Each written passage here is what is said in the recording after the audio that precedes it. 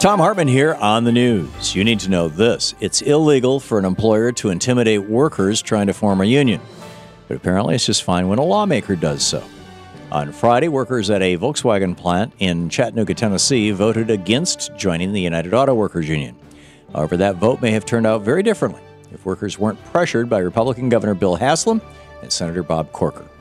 In the days leading up to that vote, Governor Haslam warned that he would take away Volkswagen's state tax incentive if workers unionized, and Senator Corker claimed that a no vote would lead to the production of a new SUV at that plant.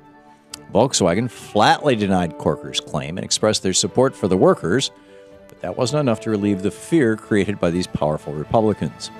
The UAW issued a statement saying, "We're outraged by politicians and outside special interest groups interfering with the basic legal right of workers to form a union." And they may ask the National Labor Relations Board to overturn Friday's vote. For decades, we've seen corporations fight to block workers from organizing. But these extreme anti-worker tactics are a new low for Republican politicians. Hopefully, the NLRB will overturn this vote and give workers a chance to make their decision without intense pressure and lies from those in public office. Either way, it's clear who Governor Haslam and Senator Corker really work for, and every voter should remember that during the next election. In Screwed News, there's much more methane leaking into our atmosphere than EPA estimates have indicated. A new report by universities, national laboratories, and government agencies found that methane emissions in our country are consistently much higher than previously reported. Adam Brandt of Stanford University, who is the lead author on this recent study, said, quote, "Atmospheric tests covering the entire country indicate emissions around 50% more than EPA estimates. And that's a modern estimate," end quote. Considering that methane is about 30 times more potent than carbon dioxide as a greenhouse gas, these emissions are having a huge impact on our environment. The natural gas industry claims that methane is a clean energy, but Mr. Brandt says, quote, "It is not likely to reduce greenhouse gas emissions," end quote.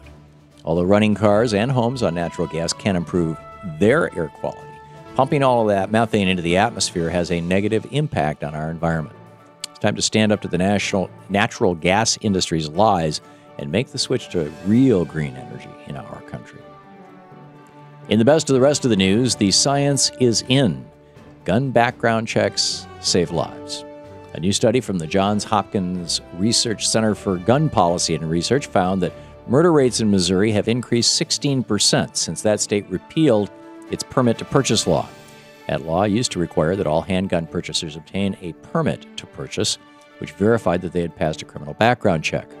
With the help of the NRA, state legislators eliminated that permit requirement in 2007, thus reducing the wait times for gun purchases. According to researchers, there were between 55 and 63 more gun murders every year since that law was repealed. The study even accounted for changes in policing, unemployment, poverty, and other factors that could have contributed to violent crime. The study's lead author, Daniel Webster, said, quote, "This study provides compelling confirmation that weaknesses in firearm laws lead to deaths from gun violence. It's that clear, and that's exactly why we must fight for stronger gun regulations." According to radcast.org, a radiation leak was detected at the waste isolation pilot plant in Carlsbad, New Mexico over the weekend. Department of Energy officials say the leak poses no danger to human health or our environment, but nuclear watchdogs are monitoring the situation closely. In addition, heavy snowfall brought high radiation spikes to some areas.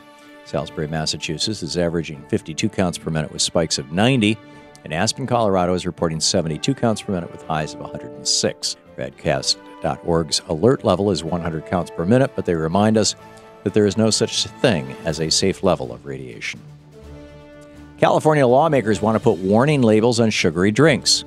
State Assemblyman Bill Monning has introduced legislation to require drinks with high sugar content, like sodas and juices, to warn consumers that, quote, "Drinking beverages with added sugars contributes to obesity, diabetes, and tooth decay." Mr. Manning said, quote, "When the science in this is this conclusive, the state of California has a responsibility to take steps to protect consumers," end quote. He argues that just like tobacco and alcohol, consumers need this vital information to make healthier choices. Some may argue that people are aware of the sugar content of soft drinks. However, many juices and drink products that are advertised as healthy actually contain large amounts of sugar. Although the right wing will try to mock this legislation, Americans should have the right to know. that the products that they're consuming pose a serious risk to their health. And finally, we may now know why our lawmakers won't act on climate change. According to a recent report from the National Science Foundation, many Americans just don't understand basic science. NSF gave 2,200 people in the U.S. a list of basic science questions, and the average score was only 6.5, slightly better than a failing grade. Fewer than half of those questioned accepted that humans evolved from earlier species, and only 39% agreed that the universe was created with a Big Bang. About a quarter of those surveyed thought that the sun revolves around the Earth, and only 1 in 3 said that science projects should get more government funding. If these percentages are true for members of Congress, it would explain why they keep trying to debate scientific facts like climate change and evolution. And that's the way it is. Today, Monday, February 17th, 2014. I'm Thom Hartmann on the news.